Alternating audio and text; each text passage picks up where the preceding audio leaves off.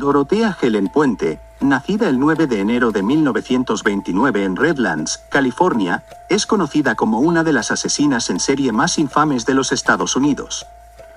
Detrás de su apariencia de abuela amable y su reputación como benefactora de personas vulnerables, escondía una personalidad oscura y un plan macabro que le permitió cometer una serie de asesinatos en su propia pensión en Sacramento, California. Su caso sigue siendo uno de los más impactantes por el contraste entre su personalidad pública y sus acciones criminales. Desde joven, Dorothea mostró señales de ser manipuladora y mentirosa compulsiva. Cuando era adolescente, comenzó a inventar historias sobre su vida, como que provenía de una familia rica y que había viajado extensamente. A los 16 años, Dorothea se casó con Fred McFaul, pero el matrimonio terminó poco después, dejando a Dorothea con 2 hijas, a quienes dio en adopción. Durante este tiempo, comenzó a tener problemas legales, incluyendo el uso de cheques falsificados y robos menores. Dorothea desarrolló una reputación como una mujer que sabía cómo ganarse la confianza de las personas. Trabajaba como cuidadora, lo que le permitía interactuar con ancianos y personas con problemas de salud mental. Sin embargo, su historial criminal continuó creciendo. Fue arrestada por delitos de fraude y robo, pasando tiempo en prisión. En la década de 1980, Dorothea adquirió una casa en el 1426 de F Street, en Sacramento, y la convirtió en una pensión para personas mayores y vulnerables, incluidas personas con problemas de salud mental, adicciones o sin hogar. Esta pensión se convirtió en el escenario de sus crímenes. Dorothea tenía la habilidad de presentarse como una benefactora generosa. Era conocida por ayudar a las personas necesitadas y por su participación en actividades caritativas. Sin embargo, su verdadera intención era aprovecharse de sus inquilinos más vulnerables. Puente recibió los cheques del Seguro Social de sus huéspedes, lo que inicialmente parecía ser una manera de gestionar sus finanzas, pero en realidad utilizaba estos fondos para su propio beneficio. Se cree que Dorothea comenzó a asesinar a sus inquilinos en 1982. Su modus operandi era envenenarlos, generalmente con medicamentos, para luego deshacerse de sus cuerpos enterrándolos en el patio trasero de la pensión. Durante años, logró ocultar los crímenes al mantener una fachada amable y generosa. La fachada de Dorothea comenzó a desmoronarse cuando, en noviembre de 1988, la policía investigaba la desaparición de uno de sus inquilinos, Alberto Montoya.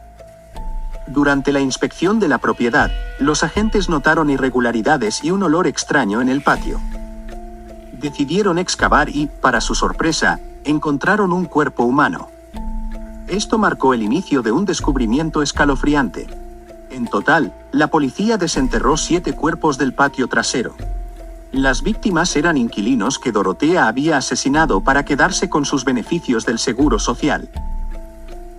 Aunque la mayoría de los cuerpos fueron enterrados en el patio trasero, algunos informes sugieren que Dorothea también intentó deshacerse de las víctimas de otras maneras. Por ejemplo, en el caso de Ruth Munro, su compañera de cuarto en 1982, Dorothea manipuló la escena para que pareciera un suicidio, mezclando medicamentos con alcohol antes de reportar su muerte. El uso del patio trasero como cementerio clandestino permitió a Dorothea cometer sus crímenes durante años sin levantar sospechas serias. El juicio de Dorothea Puente comenzó en 1993 y fue un caso mediático de alto perfil.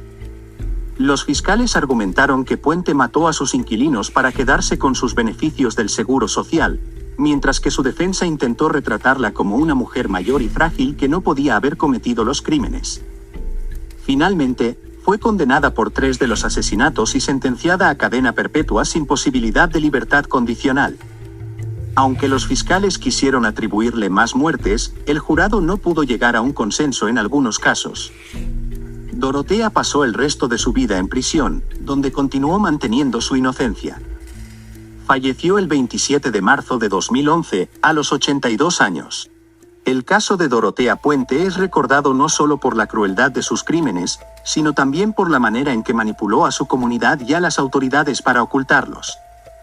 Su historia ha inspirado numerosos documentales, libros y programas de televisión, y su antigua pensión en F Street sigue siendo un lugar de fascinación macabra.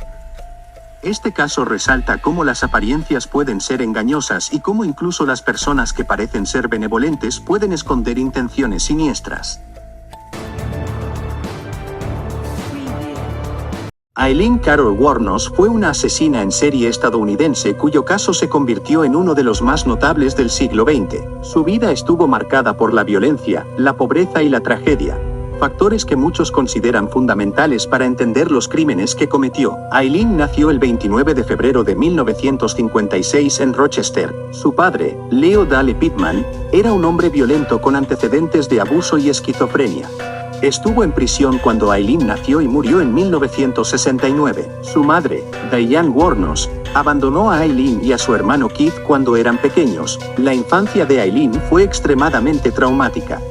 Creció en un hogar donde sufrió abusos físicos, especialmente de parte de su abuelo. Finalmente, fue expulsada de su hogar y comenzó a vivir en la calle, sobreviviendo a través de la prostitución y pequeños robos. En los años 80, Wuornos se mudó a Florida, donde continuó trabajando como prostituta. Entre 1989 y 1990, asesinó a 7 hombres. Según su testimonio, todos los asesinatos fueron en defensa propia, alegando que los hombres intentaron agredirla mientras trabajaba. Las víctimas eran hombres de diferentes profesiones, y Wuornos les disparaba con un revólver calibre .22. El primer asesinato conocido fue el de Richard Mallory, un empresario de 51 años, en noviembre de 1989. Su cuerpo fue encontrado en un bosque con múltiples disparos. Wuornos afirmó que Mallory intentó abusar de ella. El patrón de los crímenes y las circunstancias de las muertes no siempre respaldaban esta afirmación. Las autoridades comenzaron a sospechar que estaba matando por razones diferentes, como el robo.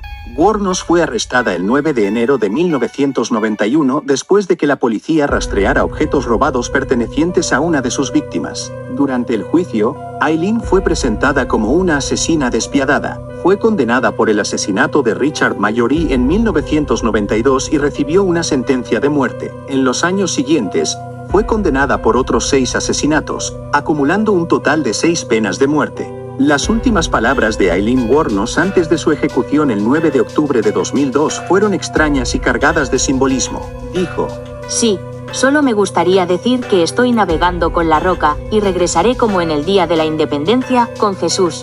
Volveré". Estas palabras reflejan el estado mental errático que mostró en sus últimos años, donde a menudo hablaba de conspiraciones y de su deseo de dejar este mundo.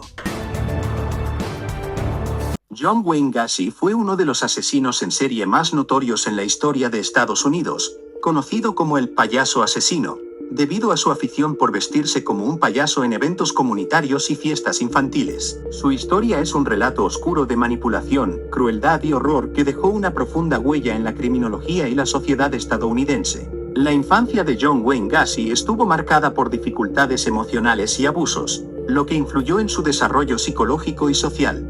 Nació el 17 de marzo de 1942 en Chicago, Illinois, como el segundo de 3 hijos de John Stanley Gacy y Marion Elaine Robinson. Aunque su madre era considerada cariñosa y protectora, su padre era una figura autoritaria, abusiva y cruel que dejó cicatrices profundas en el joven John.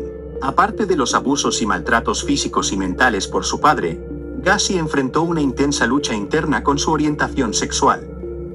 Aunque estuvo casado y tuvo hijos, también sentía atracción hacia los hombres, lo que lo llenaba de vergüenza y represión debido al estigma social y la educación conservadora de su época. Este conflicto interno generó frustración y rabia, que luego canalizó de manera destructiva en sus crímenes, muchos de los cuales tenían un componente sexual.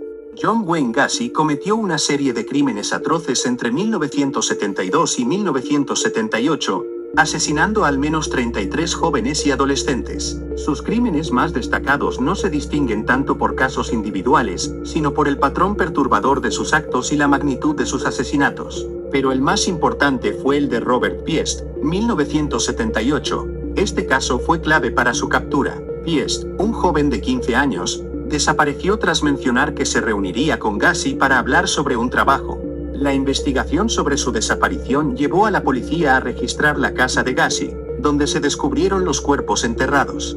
Aunque cada uno de sus crímenes fue atroz, la manera en que Gacy operaba, su capacidad para ocultar sus crímenes mientras mantenía una apariencia de normalidad y su disposición para manipular y destruir vidas inocentes, lo convirtió en uno de los asesinos en serie más destacados y perturbadores de la historia. Cuando Robert no regresó a casa, sus padres reportaron su desaparición inmediatamente. Ellos sabían que el último contacto del joven había sido con Gacy, lo que llevó a la policía a centrar su atención en él. Dado que Gacy ya tenía antecedentes por agresión sexual, esto levantó sospechas inmediatas. El 13 de diciembre de 1978, la policía obtuvo una orden para registrar la casa de Gacy en busca de pistas relacionadas con la desaparición de Piest. Durante el registro, aunque no encontraron al joven ni restos humanos, hallaron varios objetos inquietantes, incluidos cadenas y esposas, un anillo perteneciente a otra víctima desaparecida, ropa interior de adolescentes, recibos relacionados con Robert Piest. Estos objetos sugerían que Gacy estaba involucrado en algo mucho más siniestro. El 21 de diciembre de 1978, tras un segundo registro de su casa, se descubrieron restos humanos en el espacio bajo su vivienda. Ante la evidencia abrumadora, Gacy finalmente confesó sus crímenes, admitiendo haber asesinado a 33 jóvenes, la mayoría de los cuales estaban enterrados en su casa. John Wayne Gacy fue condenado a la pena capital tras un juicio que se llevó a cabo en 1980. Su sentencia reflejó la gravedad de sus crímenes,